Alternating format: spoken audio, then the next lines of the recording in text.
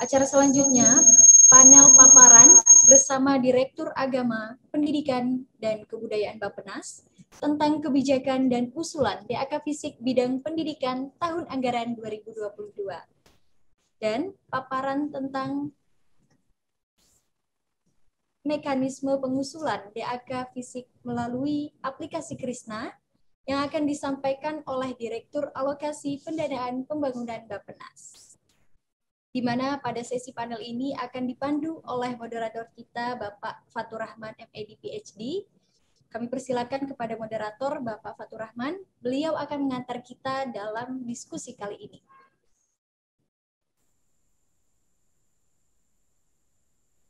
Terima kasih Mbak Siva sebagai moderator. Selamat pagi Pak Sekjen, Pak Karo.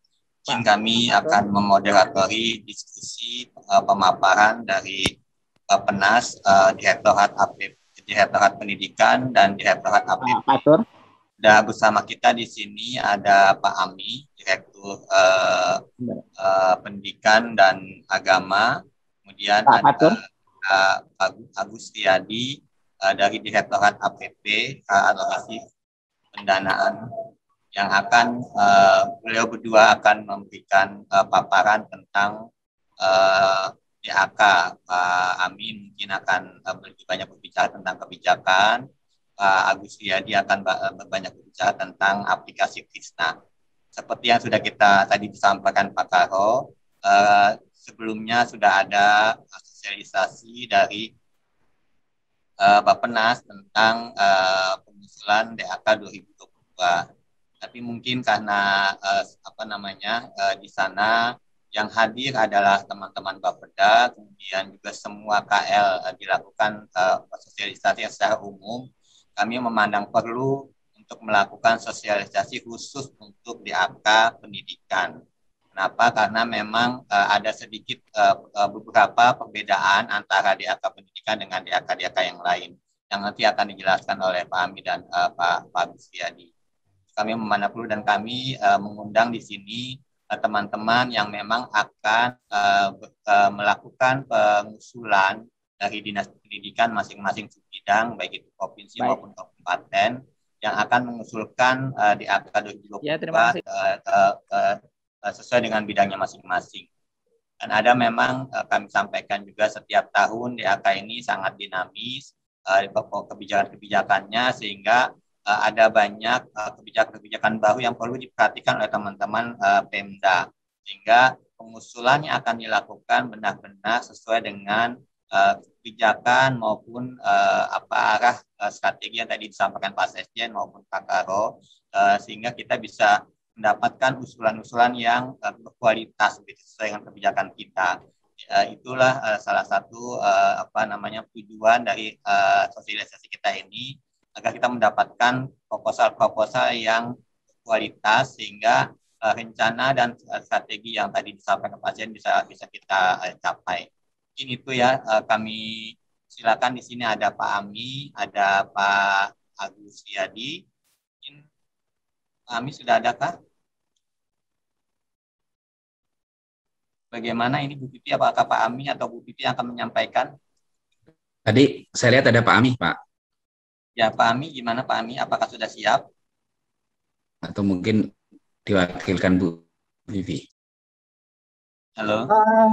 Pak Fatur, ya. Mohon izin mungkin Pak Gusti dulu. Ini Pak Ami. Pak Gusti dulu. Pak Ami, apakah bisa saat ini, Pak? Pak Gusti dulu saja, Pak Fatur. Oke, siap. Jadi di sini sudah hadir bersama kita ada Pak Agus Riyadi yang akan memaparkan tentang bagaimana mengusulkan usulan DAK 2022 untuk fisik pendidikan melalui aplikasi Krisna. Beliau adalah orang yang memang membuat desain aplikasi Krisna itu sendiri. Jadi mohon Bapak Ibu sekalian tolong memperhatikan agar usulan-usulan yang Bapak Ibu sampaikan nanti bisa bisa sesuai dengan yang kita rencanakan. Pada Pak Agus Riyadi kami persilakan. Baik. Assalamualaikum warahmatullahi wabarakatuh. Selamat pagi Bapak dan Ibu di Kementerian Pendidikan dan Kebudayaan Ristek dan juga Bapak Ibu di pemerintah daerah khususnya di Dinas Pendidikan. Sebelumnya izinkan kami mohon maaf lahir batin mumpung masih di bulan Syawal. Semoga kita selalu dalam keadaan sehat. Oke, yang kami hormati Pak Sesjen, Pak Samsuri, Pak Fatur, Pak Amih, dan Bu Vivi, serta Bapak Ibu sekalian, pagi hari ini izinkan kami memaparkan sedikit terkait dengan sistem informasi Krishna DAK yang akan dipergunakan sebagai sistem pengusulan untuk DAK Fisik 2022. Oke, izin kami mulai. Lanjut saja. Baik Bapak Ibu, untuk dasar hukum dari pengusulan DAK sendiri mungkin bisa melihat regulasi sebagaimana yang ada di paparan. Mungkin terutama di Permen PPN Bappenas nomor 4 tahun 2019 tentang tata cara perencanaan dan atensi khusus, kemudian ada PMK 130 soal pengelolaan dana fisik, DAK fisik, kemudian ada Permendagri juga nomor 117 tahun 2017 tentang tata cara pengusulan dan verifikasi usulan. Gitu. Lanjut saja. Oke, Bapak Ibu, dulu di tahun anggaran 2018, mungkin Bapak Ibu ingat kita menggunakan beberapa aplikasi, ada lebih dari satu aplikasi, ada proposal, ada IDAK, ada e-sinkron dan segala macam gitu ya, yang kesemuanya mungkin belum berkolaborasi, belum sinkron, sehingga data dari satu aplikasi ke aplikasi lain itu mungkin bisa berbeda atau berubah.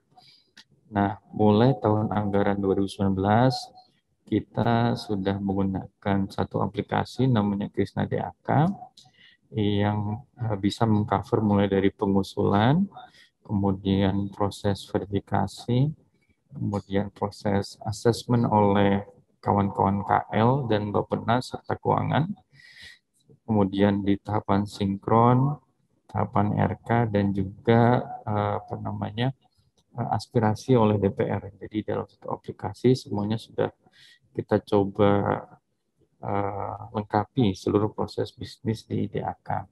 Harapannya dengan satu aplikasi semuanya bisa mengalir, bisa smooth, hingga nanti data kita bisa kirimkan ke Omspan untuk terkait dengan implementasi. Lanjut.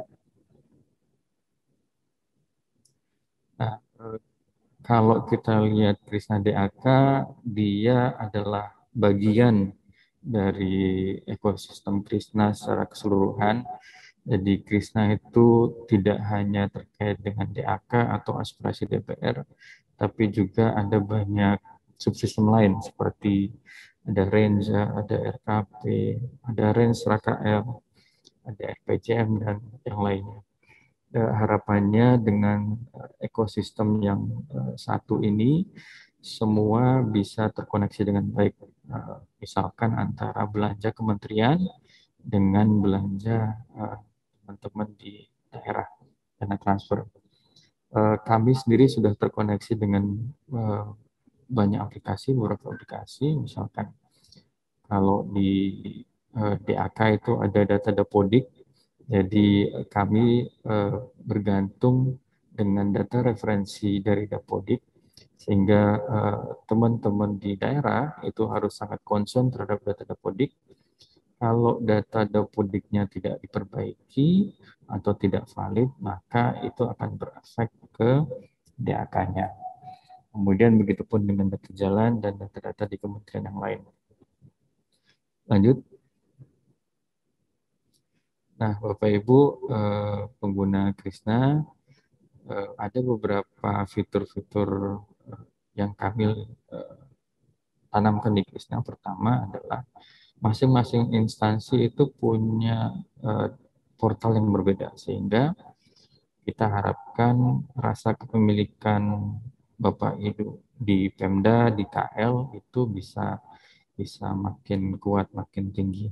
Masing-masing punya rumah sendiri dan tidak saling melihat lah seperti itu terkait dengan data-data di KL yang lain. Kemudian masing-masing instansi punya admin yang bisa mengelola usernya. Jadi untuk user itu dikelola oleh masing-masing daerah dan juga dikelola oleh masing-masing KL. Kalau ada teman-teman di dinas atau OPD yang belum bisa mengakses Krishna, artinya perlu mengkomunikasikan hal tersebut dengan adminnya di Bapeda. Kemudian kita ada fitur untuk mencatat semua aktivitas user. Jadi mulai dari tambah data, hapus data itu semuanya lengkap sehingga bisa kita pergunakan Krishna untuk tracing atau tracking. Kemudian Krishna juga kita buat seresponsif mungkin, jadi bisa diakses di perangkat apapun selama terkoneksi dengan internet. Dan juga kita sudah sediakan berbagai tools untuk analisa seperti pivot, ada summary, ada tree view atau diagram yang bisa membantu Bapak Ibu untuk menganalisis data-data yang ada di Krishna. Lanjut.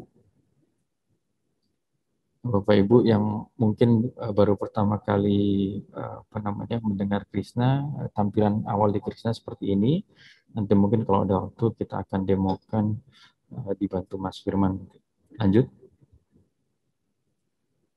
Untuk DAK fisik tahun anggaran 2022 itu ada sedikit perbedaan dengan 2021. Pertama, bidangnya bertambah. Jadi ada bidang perdagangan dan juga UMKM. Kalau pendidikan standar sama dari tahun ke tahun. Lanjut. Nah, untuk DAK fisik bidang pendidikan ada beberapa improvement yang kita lakukan. Pertama, untuk tahun ini unit cost tetap kami kunci. Jadi unit cost kami dapatkan dari data dari teman-teman Kemendikbud Stekdikti. Kemudian ada fitur baru menginput usulan berdasarkan referensi. Jadi nanti konsep ketuntasan kita coba pecahkan dari fitur ini. Kemudian kita bisa filter referensi berdasarkan rincian tertentu. Jadi kalau tahun ini kita mulai terapkan sekolah A misalkan hanya bisa mengakses menu atau rincian X, Y, Z saja. Itu semua datanya kita dapatkan dari Dapodik. Jadi kalau data Dapodiknya terupdate, nanti kondisinya juga terupdate. Boleh mengusulkan apa saja ditentukan dari data Dapodik tersebut. Kemudian kita juga ada default volume dari Dapodik. Ini volumenya per sekolah per rincian. Jadi toiletnya butuh berapa, lab IPA-nya berapa, itu semua sudah ditentukan dari data Dapodik. Lanjut. Bapak Ibu, kalau dari sisi struktur data DAK tidak ada perubahan dari tahun kemarin. Hanya kita perkuat masalah tagging tematiknya. Mungkin untuk di DAK fisik pendidikan tidak ada terkait tematik, tapi untuk yang lain itu kita punya tematik tiga jenis seperti itu. Kemudian kita juga coba perkuat keterhubungan antara DAK ini dengan RPJMN, dengan RKP maupun dengan Renja dari kementerian seperti itu. Jadi ada interkoneksi antara menu kegiatan DAK dengan apa-apa yang dikerjakan di belanja kementerian. Dari sisi struktur kita mulai dari bidang, contohnya misalkan bidang pendidikan, sebidangnya SMK, menunya terkait dengan pembangunan sarana, kemudian rinciannya soal RPS, detail rinciannya itu adalah sekolahnya. Kemudian kita juga menyediakan komponen untuk tahapan-tahapan atau aktivitas yang dilakukan. Kemudian ada readiness kriteria juga, jadi ditanyakan kesiapan dari masing-masing usulan. Seperti itu misalkan apakah lahannya tersedia, bagaimana bentuk ruangannya, itu ditanyakan oleh teman-teman Dikbud. Lanjut. Bapak Ibu, ini adalah gambaran umum tahapan Krisna DAK. Jadi kita mulai dari prausulan di mana teman-teman di pusat itu menyusun referensi baik di bidang, subbidang, menu, kemudian rincian serta loprinya. Kemudian setelah prausulan kita akan buka tahapan usulan di mana teman-teman Pemda itu bisa mengusulkan kegiatan.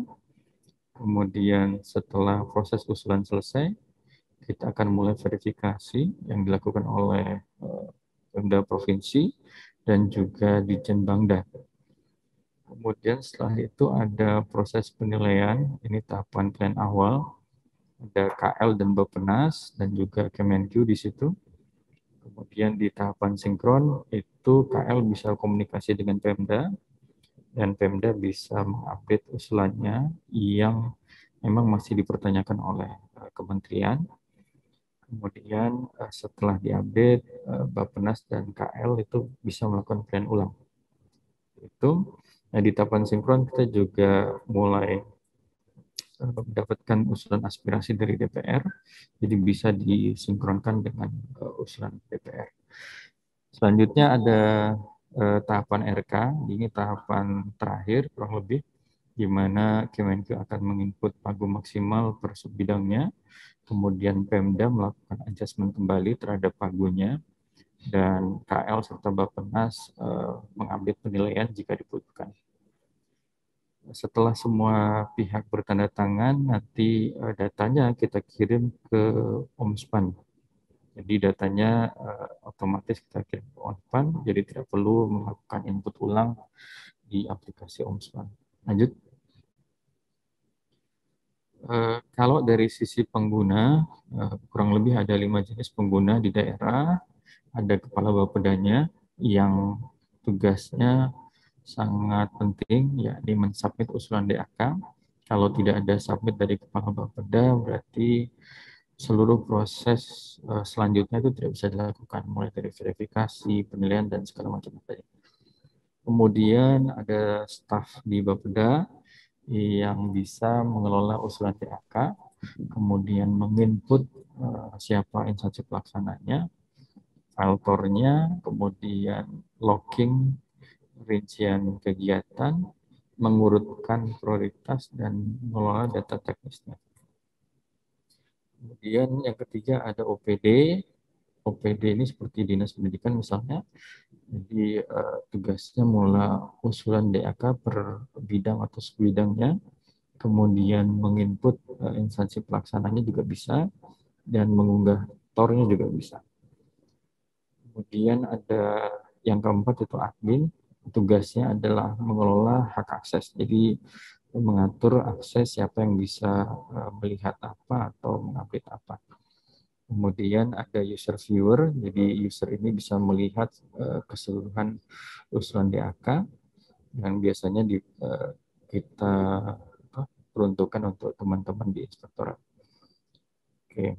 Nah, di fase pengusulan ini user di KL maupun di Bappenas itu hanya bisa melihat dan memantau saja. Lanjut. Bapak Ibu, ini beberapa fitur baru di Krisna yang kami sampaikan tadi, input berdasarkan referensi. Jadi pertama teman-teman di KL memilih referensinya dulu, kemudian dilanjutkan dengan memilih intervensinya. Jadi ini memang kami buat atas request dari teman-teman di Kemdikbud agar bisa memudahkan terkait dengan konsep ketuntasan. Jadi pertama kita pilih SMA-nya, kemudian intervensinya apa saja. Nanti mungkin bisa ditemukan oleh Mas Firman. Lanjut. Kemudian kita bisa filter sekolah tersebut bisa dapat rincian apa saja. Jadi misalkan SMP Serui itu boleh mengusulkan terkait dengan toilet, UKS, ruang guru, dan macam-macamnya. Nah, ini datanya kami dapatkan dari data Dapodik. Oke, lanjut. Kemudian ada fixed unit cost. Jadi ini masing-masing referensi dan rincian itu ada unit cost-nya per wilayah. Jadi teman-teman di pendidikan itu sudah menentukan berapa unit cost-nya untuk masing-masing wilayah, dan Pemda tidak bisa melakukan perubahan terhadap unit cost tersebut. Ya, mohon maaf untuk yang sebelumnya tadi, back sebentar. Jadi kalau di Dapodik sudah ditentukan rincian-rincian sebagai berikut, ya mohon teman-teman di Pemda untuk menambahkan keseluruhan dari rincian yang dibuka terhadap sekolah tersebut, sehingga konsep ketuntasannya dapat jadi satu sekolah tuntas. Lanjut. Lanjut lagi. Oke. Di Krisna juga kami sudah lengkapi dengan fitur pembatasan rincian. Jadi di Krisna bisa diatur berapa maksimum jumlah usulan, minimum atau maksimum volumenya, kemudian minimum atau maksimum nilainya, dan juga filter tadi, filter per referensi atau rincian. Nah, ini kami peruntukkan untuk kawan-kawan pengampu PAK di kementerian, sehingga mereka bisa mengeset nilai-nilai yang diinginkan. Jadi ini bukan untuk Pemda, ini untuk KL bisa mengeset berapa minimum atau maksimum yang usulannya, sehingga mereka mungkin tidak perlu repot-repot terlalu banyak usulan yang dinilai, dan mereka juga bisa menjaga kualitas dari usulannya. Lanjut. Ada satu fitur lagi di Krisna yang memang saat ini belum diterapkan. Ini terkait dengan permasalahan kesiapan data dari teman-teman pengampu. Jadi ini konsepnya adalah top down terkonfirmasi. Proyeknya sudah ditentukan oleh pusat, dalam hal ini KL dan Bappenas, dan nanti teman-teman Pemda itu tinggal konfirmasi menerima atau tidak, dan mengedit usulannya kalau memang ada yang perlu diediting. Lanjut. Kemudian ada juga yang membutuhkan fitur detail lokasi dari setiap rincian. Misalkan ini terkait dengan irigasi, mereka membutuhkan detail lokasinya, desa mana yang akan diintervensi untuk daerah irigasi tersebut. Jadi misalkan di sini kita tentukan ada desa TF dan desa Monggena untuk DI Tombolikat Sita. Lanjut. Kemudian di Krisna kita lengkapi juga dengan fitur validasi usulan. Jadi ini adalah validasi umum yang di rules-nya itu seragam di semua daerah, semua bidang, sehingga kualitas dari usulan itu bisa lebih terjaga. Misalkan kami akan cek nomor 6, misalkan detail rincian tidak memiliki unit cost lebih dari misalkan ini, ini nolnya salah ini. Oke, ada yang ini. Oke. Misalkan yang pertama, apakah setiap menu kegiatan sudah mengupload TOR? Nah, ini kita cek. Mohon maaf, yang 6 ini screenshotnya harus kami ubah. Oke. Kemudian yang kedua, apakah telah menginput instansi pelaksana? Jadi memang hal-hal kecil kayak gini jangan sampai mengaruhi penilaian di kementerian. Oke, lanjut.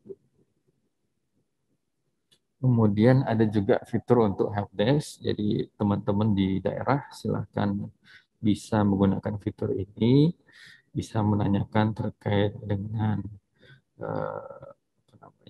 hal-hal teknis misalkan atau pertanyaan-pertanyaan yang ingin ditanyakan terkait dengan aplikasi Krisna. Jadi kami nanti bisa komunikasi langsung dengan teman-teman di daerah. Lanjut. Oke, Bapak Ibu, berikut merupakan mekanisme pengusulan DAK fisik. Jadi mulai dari teman-teman OPD berkoordinasi dengan admin DAK-nya, kemudian dari situ kan bisa mengakses Krisna. Selanjutnya teman-teman Bapeda atau OPD melakukan input usulan, kemudian mengurutkan. Setelah mengurutkan dikunci dan diupload tornya. Setelah itu teman-teman bisa mengupdate data teknisnya. Setelah selesai nanti tinggal disubmit oleh kepala Bapedanya. Lanjut.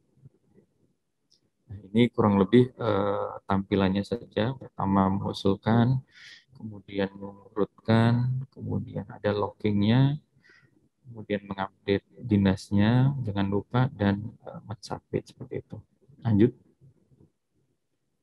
Ini beberapa hal yang diperhatikan. Pertama, masalah data referensi. Jadi kalau untuk pendidikan kita sangat bergantung pada Dapodik.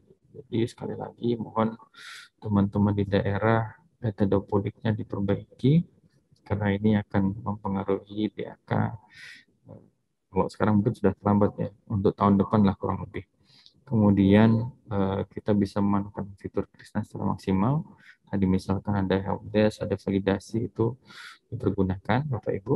Kemudian dari sisi time frame, itu tolong dipatuhi. Jadi Krisna itu kalau sudah tutup ya tutup. Tidak ada perpanjangan kecuali ada kebijakan dari para pihak atau pengampu dari DAK. Lanjut. Oke, mungkin demikian Pak Fatur. Izin kami kembalikan. Ya, terima kasih Pak Agus. Saya sudah gabung, Pak Fatur, apa sudah terdengar suara? Sudah kedengaran Pak. Oke, jadi makasih. Siap Pak ya nanti ya. Terima kasih Pak Agus Riyadi atas paparannya, Bapak Ibu sekalian. Mungkin yang sudah mencoba membuka aplikasi Krisna bisa lebih memahami apa yang disampaikan oleh Pak Agus tadi, karena memang harus dicoba ini, karena kalau kita hanya membayangkan agak susah juga nih. Dicoba dulu, nanti bisa dapat mendapatkan pemahaman terhadap apa yang sudah disampaikan Pak Agus tadi. Jadi Bapak Ibu sekalian yang belum mencoba silakan dicoba dulu. Kemudian kalau Bapak Ibu sekalian ada yang ingin ditanyakan, tolong silakan membuat pertanyaan di question and answer fasilitasnya ya. Kemudian disampaikan untuk siapa pertanyaannya. Kita punya 2 narasumber, ada Pak Agus Riyadi, dan sebentar lagi kita akan persilakan Pak Ami dari Direktorat Pendidikan dan Agama Bappenas yang akan menyampaikan terkait dengan hal-hal kebijakan DAK 2022. Seperti sudah disampaikan semula Bapak Ibu sekalian, tadi disampaikan oleh Pak Agus Riyadi ada beberapa perubahan dari DAK sebelumnya ya, aplikasi Krisna sebelumnya. Jadi ini yang perlu kita pahami. Jadi, beberapa kita menganggap bahwa sama dengan yang dulu. Tidak, DAK ini baik kebijakan maupun aplikasi dinamis sekali. Jadi tadi ada perbaikan ini dari Pak Agus tadi, penyempurnaan terhadap aplikasinya untuk pendidikan ya. Nah ini apakah ada juga kebijakan-kebijakan yang perlu kita perhatikan yang untuk DAK juga? Kami persilakan. Ini ada Pak Ami yang akan menyampaikan terkait dengan kebijakan DAK 2022. Ada Pak Ami, kami persilakan. Sudah. Terima kasih Pak Fatur. Ini sebentar saya cari slide-nya dulu.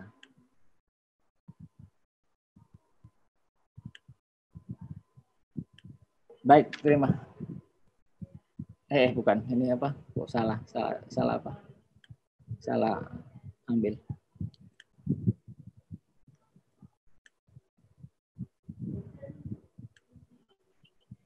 Loh, kok masih ini saya? Salah tampil ya?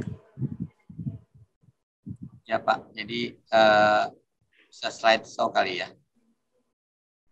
Pada Bapak Ibu sekalian, nanti kita akan share materi, jangan khawatir, pada akhir acara nanti kita akan share materi-materi yang akan disampaikan oleh panelis maupun oleh narasumber ya. Kita akan sampaikan. Ini yang tampil Renstra ya Pak ya? Ini ya kebijakan DAK 2022 sudah ada nih Pak. Kebijakan DAK dulu. Oh, oke. Sudah tepat, Pak. Oh, sudah tepat ya. Oh, berarti saya yang di layar saya ini. Bentar. Oke. Baik, terima kasih. Sebentar. Kok ini? Sebentar.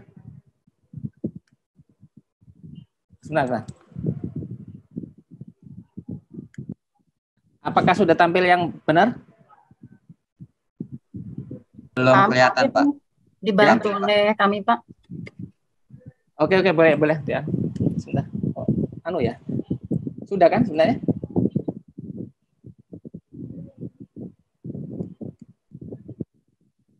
Kalau dari sana itu sebenarnya delay. Ya mungkin bisa dibantu oleh teman-teman yang lain.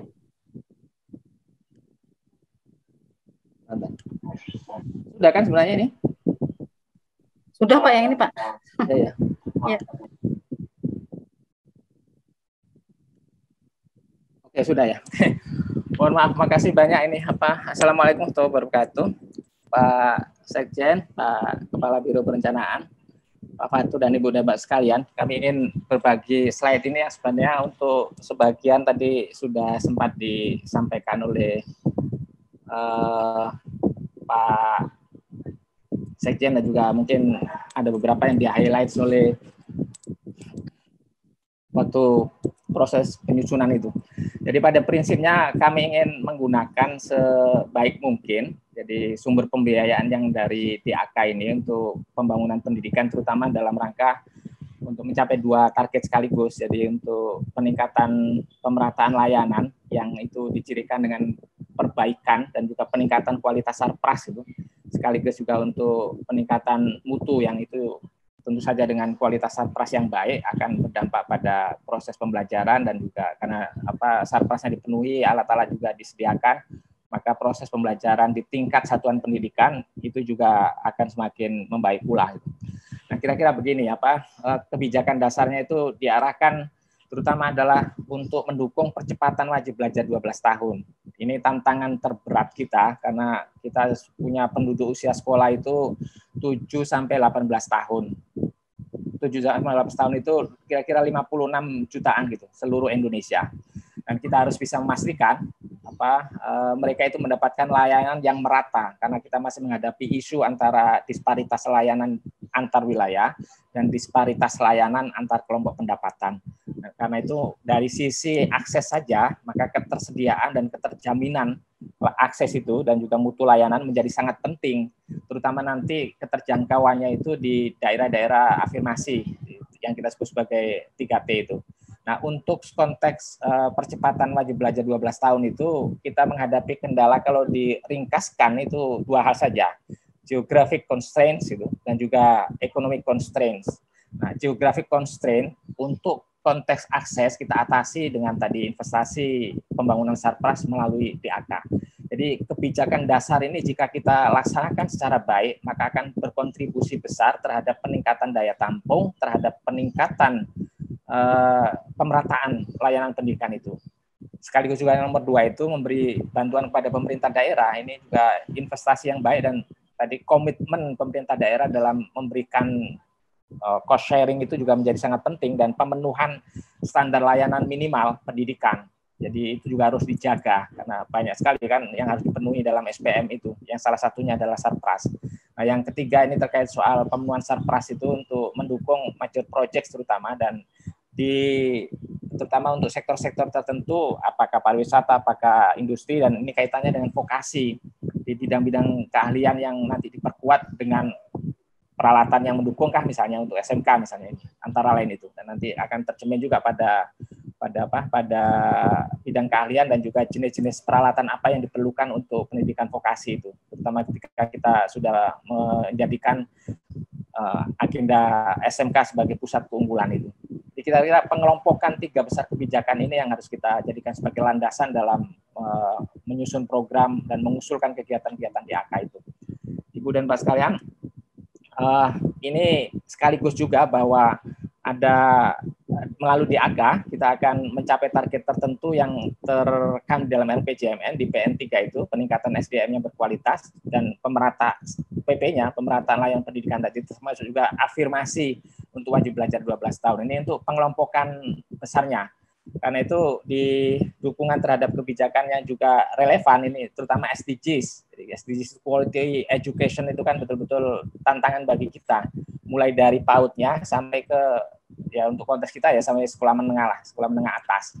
Jadi kita harus bisa memastikan seluruh anak usia sekolah mendapatkan layanan pendidikan yang baik. Dan untuk konteks PAUD itu bahkan PAUD-nya konsepnya juga PAUD terintegrasi, integratif dan holistik itu. Nanti layanan PAUD untuk di Kementerian Dikbud itu juga nanti cara kita mengusulkan kegiatan-kegiatan yang diperlukan dalam mendukung PAUD, karena PAUD adalah fondasi yang kokoh bagi kita untuk supaya memastikan bahwa layanan pendidikan formal di SDK, SMPK itu juga akan semakin bermutu. Jadi kontribusi PAUD menjadi sangat penting, Pak.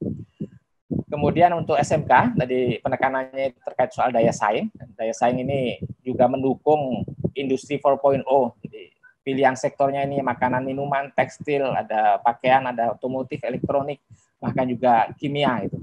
Nah, pusat keunggulan, SMK sebagai pusat keunggulan, juga kita harus pastikan bidang-bidang keahlian, bidang-bidang kompetensi itu mendukung sektor-sektor yang sudah dijadikan atau ditetapkan sebagai sektor strategis. Nah, kalau misalnya ada bidang keahlian lain yang itu sudah secara reguler diemban, dipunya oleh SMK yang kita punya, yang kita selenggarakan, maka itu adalah faktor pendukung bagi penguatan kita untuk SMK yang industri 4.0 itu. Itu kira-kira Ibu dan Bapak sekalian yang kemudian saya kira ini target ya, target capaian partisipasi. Tadi kami sampaikan bahwa investasi untuk Sarpras itu pasti berkorelasi dengan peningkatan daya tampung. Dan daya tampung artinya itu partisipasi meningkat. Nah, target partisipasi itu sudah kita buat per tahun sampai dengan nanti tahun 2024. Tahun 2022 saja ini dalam box itu untuk SD sederajat 94,85, SMP juga begitu 88,24, SMA 70,58.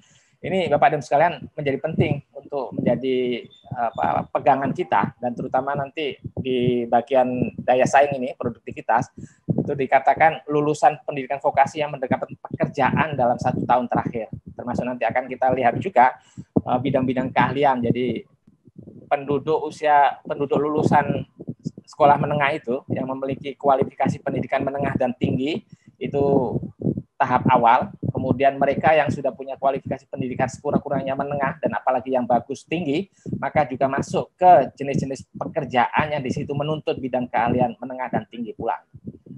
Ini APK yang di PAUD juga sudah ditetapkan, SD termasuk juga SLB dan juga di SMA dan SMK-nya.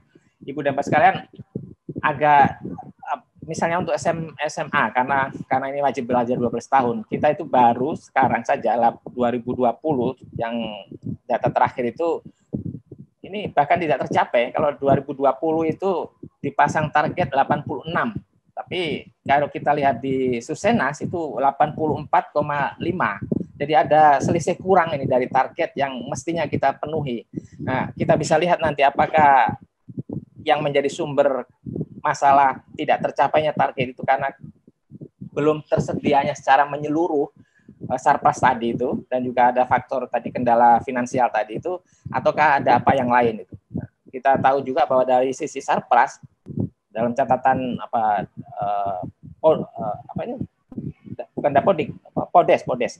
Di situ kita mendapatkan informasi bahwa ada sampai sekitar 298 kecamatan tidak punya SMP. Ada 700 lebih kecamatan tidak punya SMA atau yang sederajat itu. Nah, barangkali itu juga menjadi faktor pengaruh anak yang transisi dari lulus SD ke SMP, transisi dari SMP ke SMA, karena di daerah terdekat atau kampung terdekat, kecamatan terdekat tidak tersedia sekolah, maka di situ mereka terhenti misalnya. Dan apalagi kalau membahas soal geographic constraint tadi, soal aksesibilitas. Nah, faktor-faktor itu yang mudah-mudahan bisa diatasi dengan cara menyediakan Sarpras melalui DAK itu, dan target ini kemudian bisa terpenuhi. Kemudian menu rincian saya kira juga tadi sudah sempat diulas oleh Bapak dan sekalian. Pilihannya ada semua di sini, Bahkan prosedur pengusulan melalui Krishna tadi secara detail juga sudah disampaikan. Kami ingin menyampaikan prinsip pokoknya saja yang tadi bahkan Pak Sekjen sudah menyebut konsep ketuntasan itu, konsep ketuntasan. Jadi Bapak Ibu sekalian, ini 800 lebih partisipan di daerah, mudah-mudahan bisa dipahami prinsip ketuntasan itu. Jadi kita tidak boleh lagi menggunakan pendekatan scatter penyebaran yang itu memenuhi kebutuhan secara lengkap. Jadi satu kecamatan atau di beberapa kecamatan di satu kabupaten misalnya dibagi rata saja itu pembangunan sekolah baru kah atau rehab ruang kelas kah, itu bagi rata. Nah kalau itu nanti itu artinya bukan prinsip ketuntasan. Prinsip ketuntasan itu adalah satu sekolah katakanlah di satu kecamatan, sekolah itu membutuhkan apa saja, maka menunya harus betul-betul dirinci di sini. Membangun tambahan ruang kelas baru kah, menyediakan fasilitas pendidikan yang lain, mungkin sarana prasarana, apakah bahkan sampai MCK misalnya, perpustakaan, laboratorium, ataukah juga mungkin peralatan yang dibutuhkan yang dia esensial bagi proses pembelajaran. Maka itu harus di-list secara lengkap, kebutuhan lengkap dari satu sekolah itu dan kemudian diusulkan dalam 1 tahun. Nah, anggarannya berapa, maka nanti akan disesuaikan. Itulah yang kita sebut sebagai prinsip ketuntasan. Mudah-mudahan dengan cara begitu, maka nanti secara bertahap kita mudah pindah ke sekolah yang lain dengan cara pemenuhan fasilitas pendidikan yang lebih menyeluruh tadi itu. Kira-kira ini yang secara sederhana harus kita pahami, dan karena itu rincian menu betul-betul harus dicek dalam proses aplikasi dan memberikan input pada aplikasi di sistem Krishna itu, dan sekalian.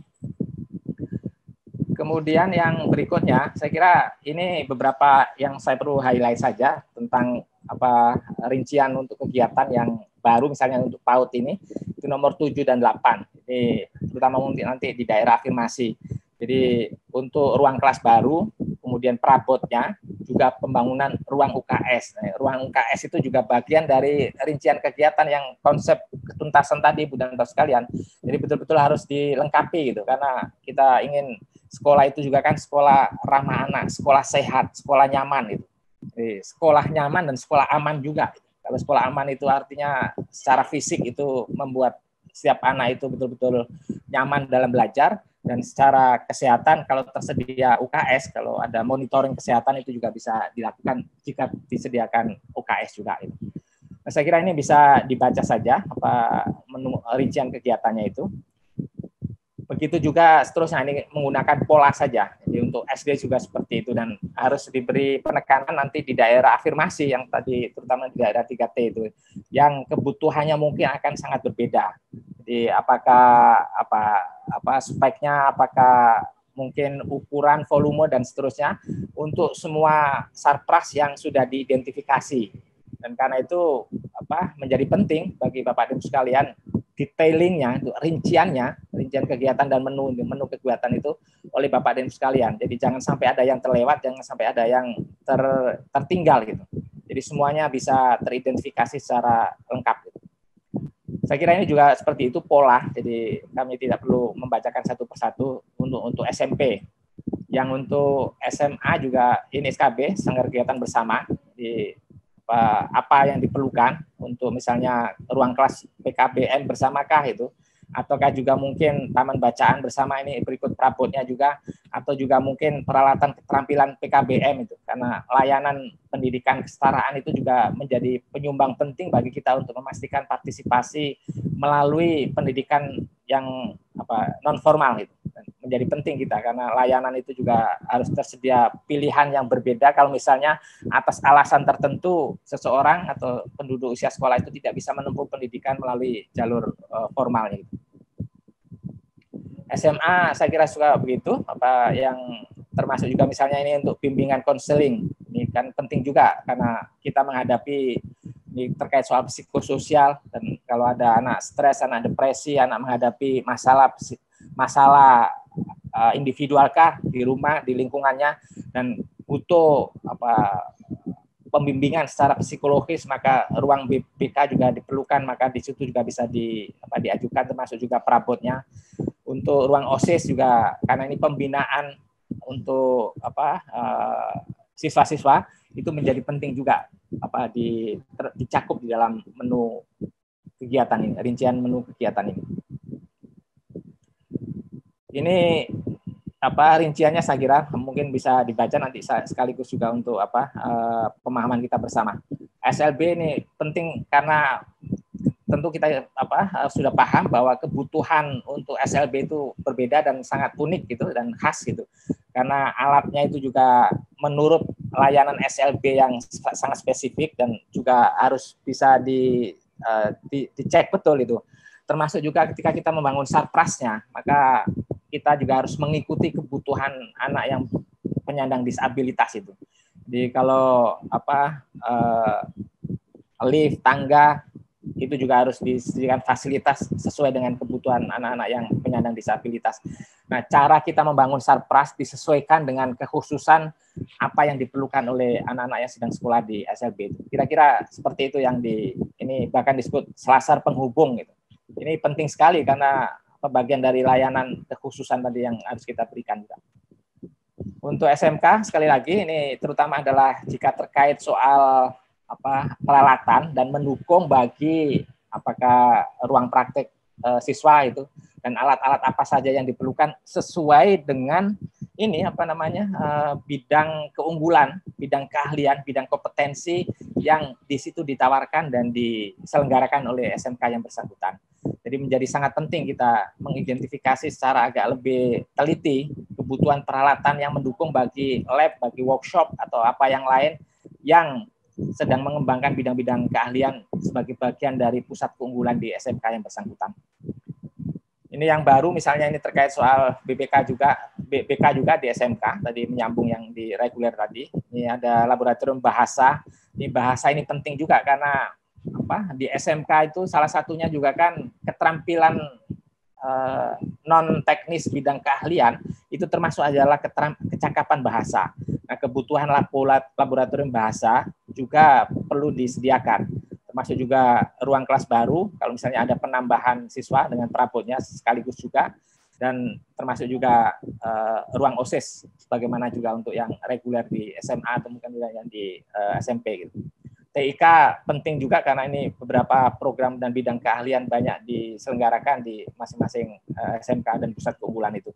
Dan penting ini catatan bahwa SMK yang mengusulkan DAK fisik itu mendukung pembangunan kawasan prioritas, major project juga yang tadi industri 4.0, selain juga ini, kalau sektor prioritasnya itu adalah pariwisata dan industri, selain juga bidang-bidang konvensional yang sudah selama ini diselenggarakan oleh SMK yang kita punya gitu. Untuk kebijakan baru, saya kira ini juga tadi sudah sempat disinggung bahwa terutama soal metode pengadaan ini. Jadi Bapak dan Ibu sekalian, kalau konsep ketuntasan dalam Krishna tadi sudah diulas pada Dudi tadi ya. Kemudian juga kami memberi penekanan untuk yang metode pelaksanaan antara swakelola dan kontrak. Jadi pilihannya tetap harus dibuat terbuka untuk dua hal ini, dua metode ini, karena preferensi daerah itu tentu akan disesuaikan dengan kondisi daerah masing-masing dan juga besaran anggaran yang disediakan untuk masing-masing daerah itu di setiap sekolah. Jadi kalau misalnya pilihannya itu bisa kontrak, bagus, bisa kontrak. Kalau misalnya pilihannya itu bisa dilakukan swakelola, bagus juga. Nah, jangan sampai terkendala kalau misalnya ini hanya ditutup hanya satu saja. Nah, ini kami sudah betul-betul merekomendasikan dan kemarin sudah disepakati juga oleh pihak Kementerian Dikbud yang bahkan ada rapat khusus ketika ada penyesuaian ketika pilihannya menjadi dua ini. Kemudian yang juga sangat penting kalau misalnya kontrak ini, daerah juga harus mengidentifikasi masalah-masalah yang kemungkinan akan muncul, misalnya ketersediaan ULP, terus kapasitas PPK dalam mengusulkan kegiatan dan mengelola secara administratif proses kontraknya misalnya. Itu juga harus bisa diketahui sejak awal, bisa diantisipasi. Kalau misalnya kapasitas di PPK yang bersangkutan tidak cukup memadai, maka juga bagaimana cara kita menyediakan orang-orang yang terampil yang bisa mengelola proyek DAK ini secara baik, sehingga nanti tidak menimbulkan masalah, misalnya lambat atau tertunda, atau bahkan nanti kemudian berdampak pada penyelesaiannya yang tidak tuntas, tidak selesai maksudnya di dalam kontraknya. Nah, yang seperti itu juga harus diperhatikan. Nah, lokasi prioritas ini menjadi sangat penting, terutama untuk di daerah-daerah afirmasi yang tadi 3T itu. Ini ada 181 yang kita identifikasi masuk pada kategori 3T. Ini juga harus menjadi perhatian sungguh-sungguh bagi kita semuanya. Saya kira untuk bagian ini apakah Bu Vivi bisa membantu ini melanjutkan?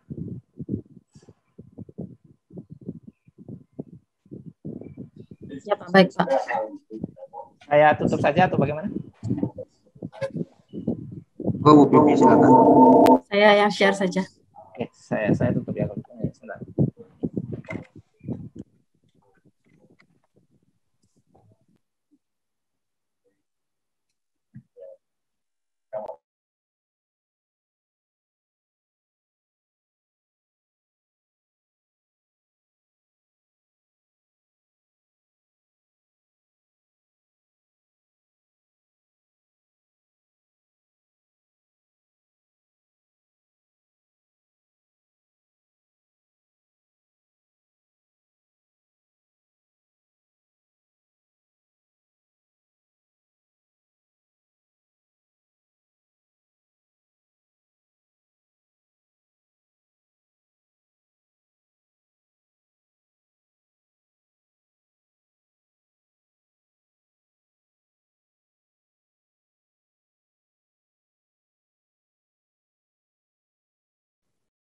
Belum kelihatan.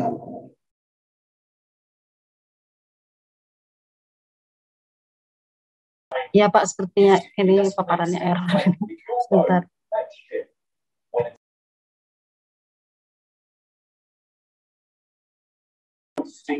Berita mungkin kita tolong di-share saja. Ini kayaknya saya hang aplikasinya.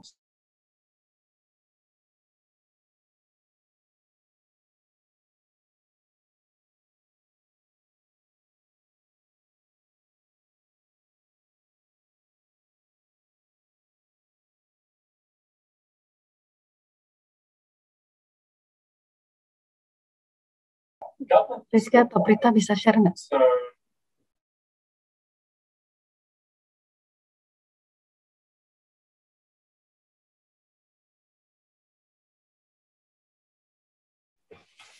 Baik, Bapak Ibu sekalian, melanjutkan dari yang disampaikan oleh Pak Anies.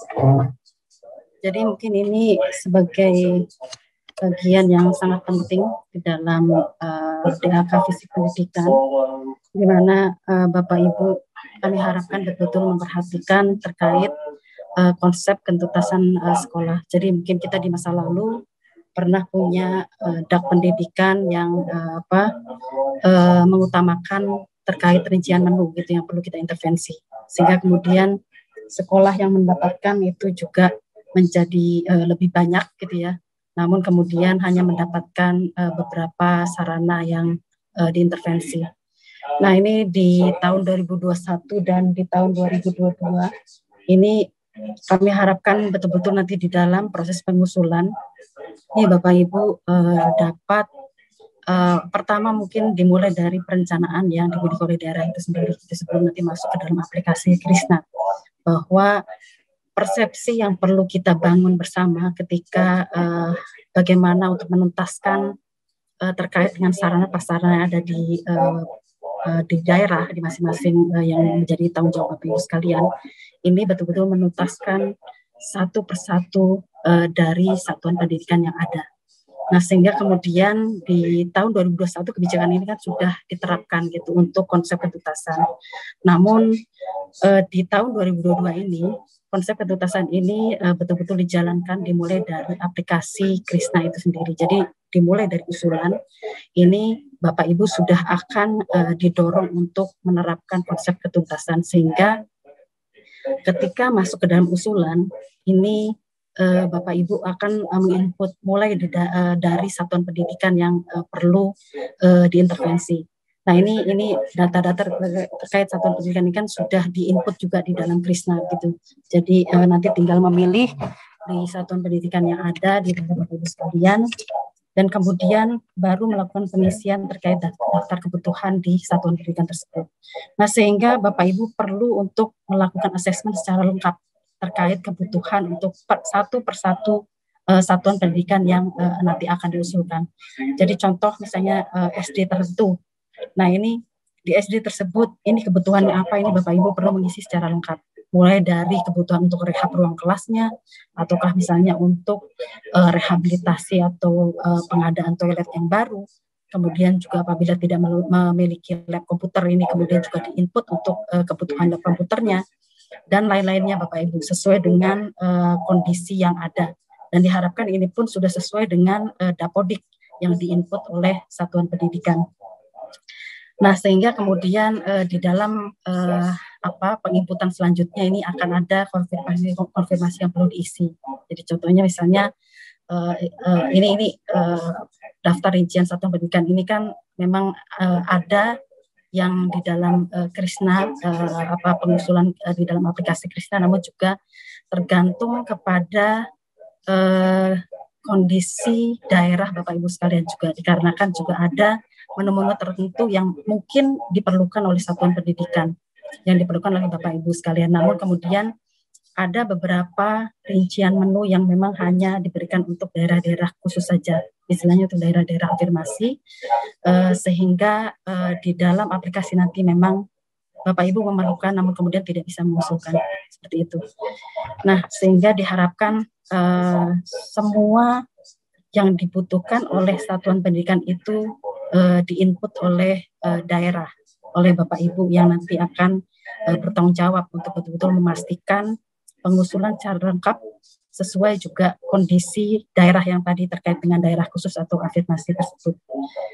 Nah, itu mungkin Pak Ami yang terkait dengan konsep ketuntasan sekolah. Ini apakah lanjut Pak atau Bapak akan melanjutkan? Silakan.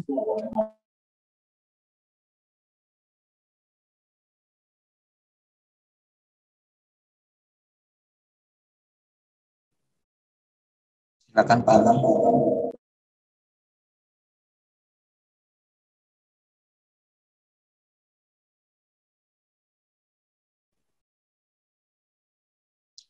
Bagaimana ini? Apakah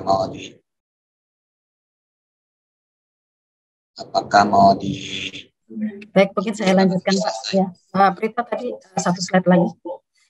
Oke, siap, silakan.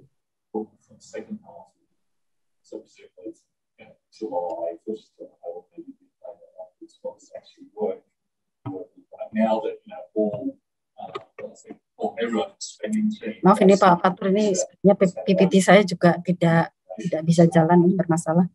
Mbak Prita atau Mas Riki tadi minta tolong satu slide yang terakhir. Namun Bapak Ibu sekalian, pesan penting mengenai konsep tuntas itu ini tergantung kepada Bapak Ibu sekalian.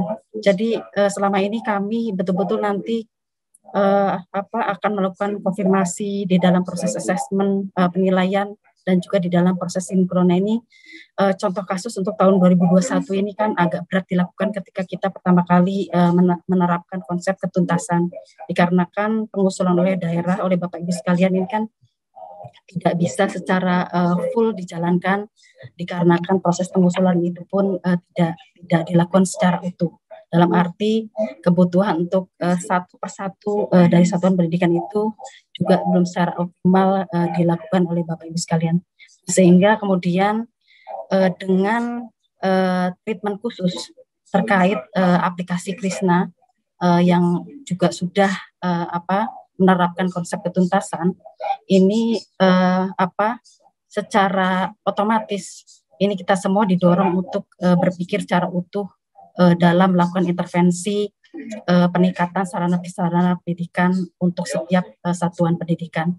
Sehingga kemudian pendekatan yang kita jalankan pun baik oleh daerah maupun oleh pusat, dalam hal ini oleh Bappenas, Kemq, DJPK, dan kemudian juga oleh Kemdikbud, ini kita tidak akan lagi berpikir secara membagi rata gitu ya, sedikit ke setiap satuan pendidikan.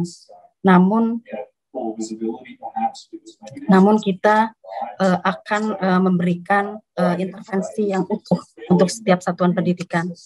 Nah, oleh karena itu Bapak Ibu, di dalam upaya untuk betul-betul memastikan kualitas perencanaan dak fisik ini juga ada beberapa hal yang sebenarnya juga perlu nanti dilakukan oleh daerah. Pertama adalah terkait dengan peningkatan kualitas perencanaan dari daerah itu sendiri. Pertama adalah terkait dengan penguatan dari data-data yang selama ini digunakan oleh Bapak Ibu sebagai dasar untuk perhitungan, melakukan assessment, dan kemudian juga melakukan perencanaan fisik pendidikan. Nah, ini masalah ini juga menjadi hal yang terus-menerus perlu kita perhatikan, dikarenakan pada saat pengusulan mungkin kemudian dari yang Bapak Ibu perlukan kemudian tidak sinkron dengan data-data yang sudah kita integrasikan di dalam Krisna, dikarenakan kami tentu saja menggunakan dapodik dari apa yang sudah dikembangkan oleh Kemdikbud untuk melakukan penguatan kualitas perencanaan untuk fisik ini. Nah, sehingga kemudian peran penting dari daerah ini karena satuan pendidikan sudah melakukan inputting untuk dapodiknya. Ini hal yang paling penting adalah juga melakukan verifikasi dan validasi untuk betul-betul memastikan dapodik itu sesuai dengan kondisi yang diperlukan, kondisi yang ada di setiap satuan pendidikan. Dan yang kedua terkait dengan penguatan kualitas perencanaan ini yang juga didukung dengan adanya asesmen yang secara lengkap juga dilakukan oleh daerah. Dalam arti pekerjaan rumah kita per daerah itu seberapa besar untuk betul-betul menuntaskan semua satuan pendidikan menjadi lebih berkualitas dan kemudian juga lengkap. Nah, ini tentu saja yang memiliki rencana ini Bapak Ibu sekalian. Jadi nanti jangan sampai kemudian satuan pendidikan yang sudah diusulkan ini kemudian tidak tepat gitu dengan perencanaan yang Bapak Ibu miliki. Dalam arti ini perlu dilakukan asesmen secara utuh untuk semua satuan pendidikan di perwilayah Bapak Ibu sekalian dan yang menjadi tanggung jawab dari Bapak Ibu sekalian. Satuan pendidikan mana yang akan diusulkan pada tahun ini, yang akan dikerjakan terlebih dahulu, dan kemudian mana yang akan dikerjakan pada tahun selanjutnya dan seterusnya. Sehingga kemudian Bapak Ibu bisa menyelesaikan semua pekerjaan rumah terkait dengan sarana prasarana pendidikan. Dan yang kemudian berikutnya adalah bagaimana kita semua dan terutama juga daerah bisa melakukan sinkronisasi terkait sumber pendanaan yang ada, yang saat ini juga menyasar kepada penguatan kualitas sarana prasarana pendidikan. Jadi di belanja KL ini kan masih ada, baik dari Kemdikbud meskipun tidak terlalu banyak. Kemudian juga yang mungkin sekarang ini sering berbenturan antara yang diintervensi oleh Kementerian PUPR dengan yang melalui DAK. Nah, ini yang melakukan pengaturan ini harus dimulai dari daerah itu sendiri. Jadi apabila memang satuan pendidikan ini akan dikerjakan melalui dak fisik, ini betul-betul diusulkan melalui dak fisik dan nanti ini dikeluarkan dari daftar usulan yang disampaikan pada Kementerian PUPR. Dan kemudian juga melakukan optimalisasi dari sumber pendanaan yang lainnya. Jadi ini juga yang selama ini kami meminta untuk peningkatan komitmen dari daerah, terutama pendanaan di luar DAK dan kemudian juga di luar DAU yang bersumber dari APBD dan kemudian juga sumber-sumber lainnya apabila itu juga memungkinkan. Nah, itu mungkin Bapak Ibu sekalian terkait hal-hal yang memang perlu betul-betul kita perhatikan di dalam pelaksanaan dan kemudian juga perencanaan dak fisik pendidikan. Berbagai perubahan kebijakan ini betul-betul mungkin perlu kita perhatikan bersama, dimulai dari tahapan pengusulan. Jadi nanti tidak pada tahun berjalan Bapak Ibu sekalian merasa bahwa ini tidak tepat dan kemudian harus melakukan revisi. Namun kita bersama-sama membangun satu sistem perencanaan yang betul-betul berkualitas dan kemudian juga tepat sasaran. Demikian Bapak Ibu paparan dari kami dari Bappenas. Apabila nanti ada hal-hal yang sekiranya perlu kita diskusikan, contoh mengenai konsep ketuntasan dan kemudian juga sarana-prasarana yang betul-betul nanti berbeda antar daerah terkait dengan daerah-daerah khusus yang saat ini menjadi sasaran untuk beberapa rincian menu akan bisa kita diskusikan pada tahap selanjutnya. Demikian Bapak Ibu sekalian, terima kasih dan mohon maaf apabila ada hal yang tidak berkenan dalam pemaparan yang kami sampaikan. Terima kasih. Terima kasih Bu Pipi, Pak Ami, Pak Agus Riyadi atas paparannya. Luar biasa, ini banyak sekali pertanyaan dari teman-teman Bu Pipi dan Pak Ami serta Pak Agus Riyadi Mungkin kalau bisa mohon coba dijawab. Tapi di sini mungkin saya ambil satu atau dua pertanyaan saja untuk Pak Agus dan Pak Bibi serta Pak Ami dari teman-teman sekalian. Yang lainnya kami akan usahakan setiap panelis akan menjawab pertanyaan-pertanyaan ada di question and answer, kami akan usahakan karena banyak sekali tidak mungkin kami bisa jawab semuanya di sini ya.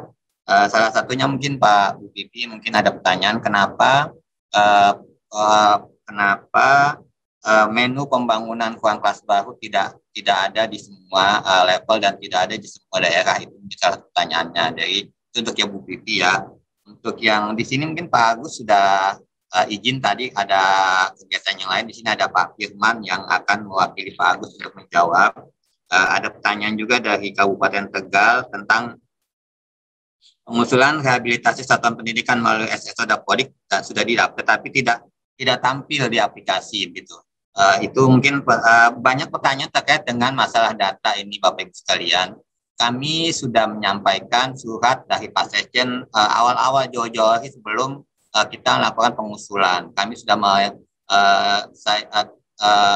menyampaikan surat kepada semua kabupaten maupun provinsi terkait dengan update Dapodik yang akan kita gunakan untuk proses pengusulan DAK 2022. Sudah kami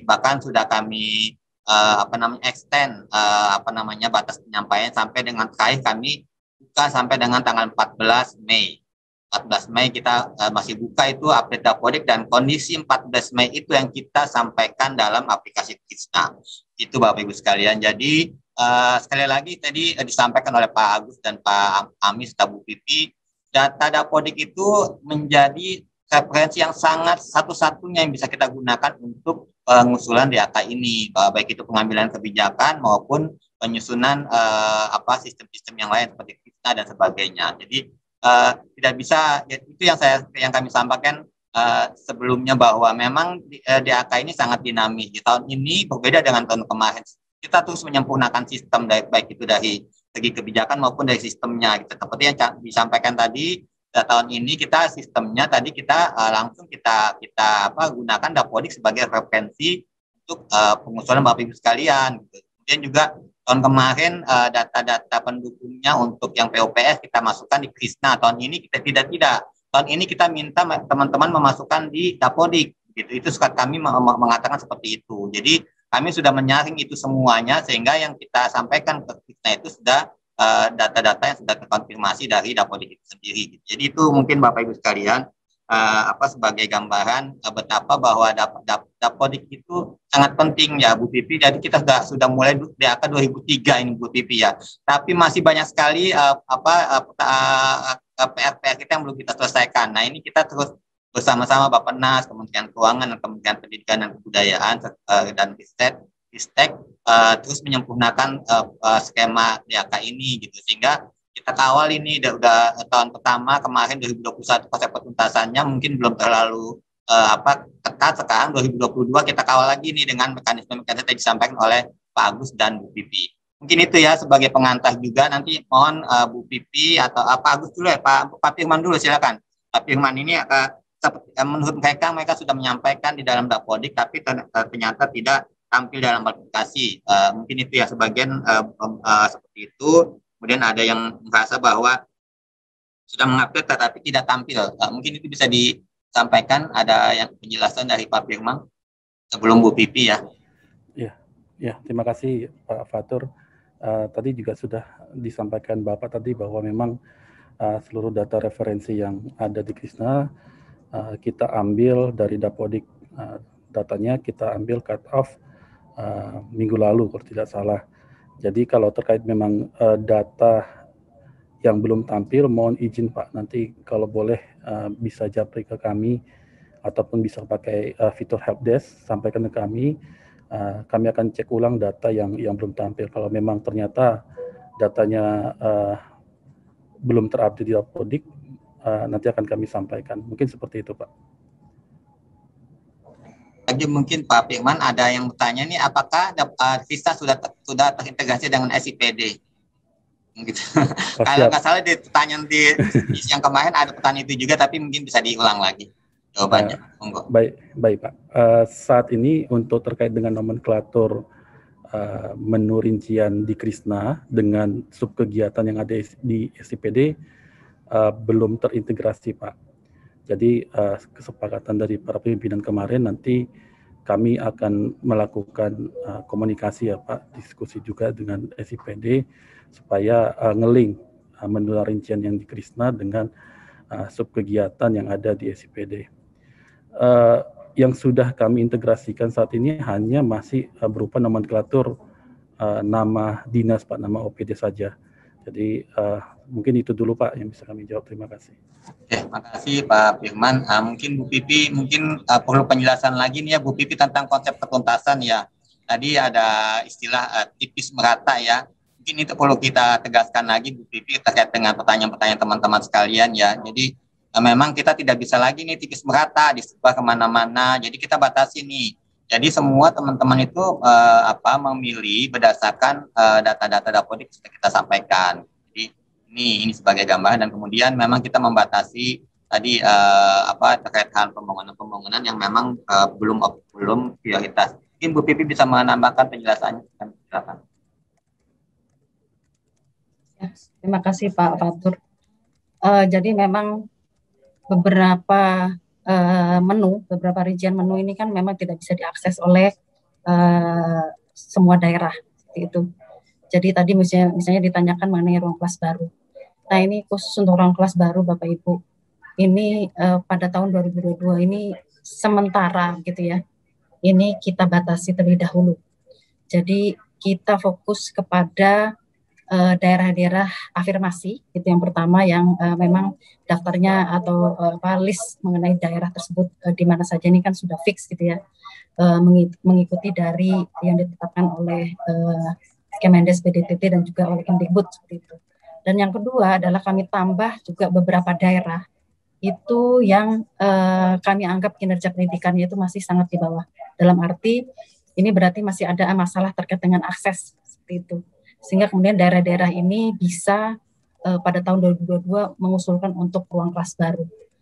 Nah ini mengapa kami batasi Bapak Ibu mengenai ruang kelas baru ini. Ini kami ingin fokus dulu kepada satu adalah rehabilitasi kepada sekolah-sekolah yang rusak. Demikian. Dan kemudian kedua adalah mengadakan fasilitas-fasilitas yang memang betul-betul diperlukan untuk penguatan kualitas pembelajaran. Jadi contohnya misalnya SD tidak memiliki perpus seperti itu kan ya, kalau ingin baik ini kan harusnya mendapatkan perpus, dan kemudian kan sekarang ditambahkan lab komputer sebagai juga salah satu sarana yang nanti mendukung untuk kualitas pembelajaran. Dan kemudian misalnya SMP, SMA tidak punya lab yang diperlukan pada jenjang SMP atau SMA.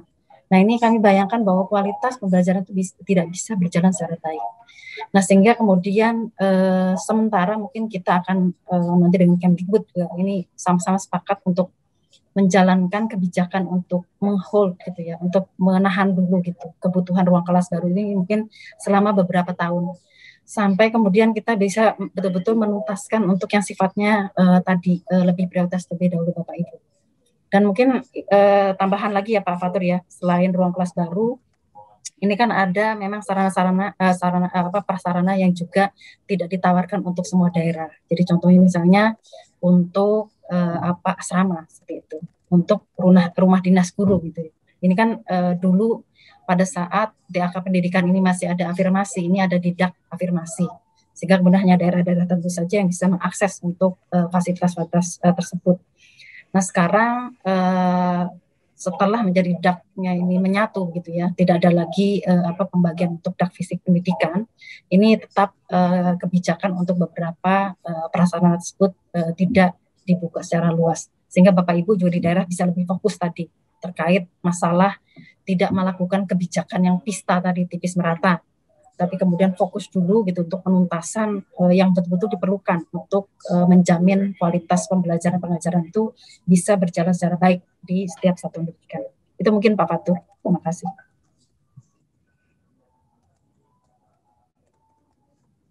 Terima Terima kasih Bu Pipi atas penjelasan Pak Firman.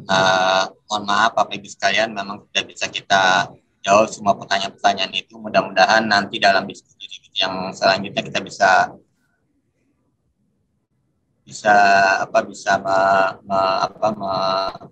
menjelaskan ya Bapak Ibu sekalian. Selanjutnya kami kembalikan, terima kasih banyak kepada Bu Pipi dan Pak Firman serta Pak Agus dan kami tutup ya diskusi kita session 1 ini. Semoga bisa memberikan gambaran kepada Bapak kita semua untuk bagaimana meningkatkan kualitas proposal DAK Pendidikan 2022. Kami kembalikan ke moderator. Assalamualaikum warahmatullahi wabarakatuh. Waalaikumsalam warahmatullahi wabarakatuh. Terima kasih kami sampaikan kepada Bapak Fatur Rahman. Semoga materi yang telah disampaikan tadi dapat bermanfaat untuk kita semua. Bapak dan Ibu sekalian, kita beri kesempatan untuk break terlebih dahulu 10 menit. Kepada Bapak Ibu kami persilakan.